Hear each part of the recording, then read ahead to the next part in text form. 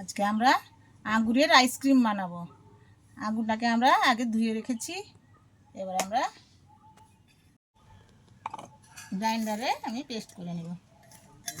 পরিমাণ মতন জল দিয়ে দিচ্ছি, চিনি দিচ্ছি,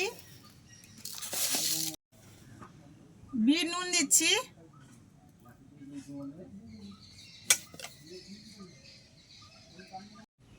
এবার আমি বেটে নিব। মিক্সিতে আমি বেটে নিয়েছি, এবার আমি আইসক্রিম খাবে সব দিয়ে দেব।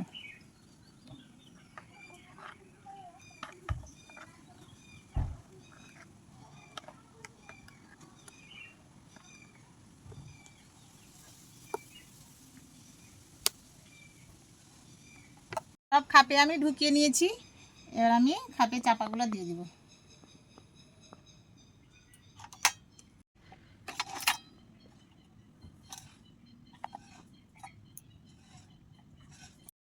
বারো ঘন্টার জন্য আমরা ডিপ ফ্রিজে এটা ঢুকিয়ে দিব। আমরা 12 ঘন্টার পর চলে এসেছি, আমাদের আইসক্রিম তৈরি হয়ে গেছে।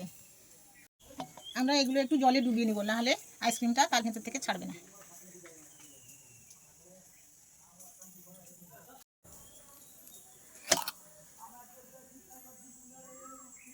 দেখুন কত সুন্দর আইসক্রিমটা হয়েছে, দোকানের মতো আইসক্রিম।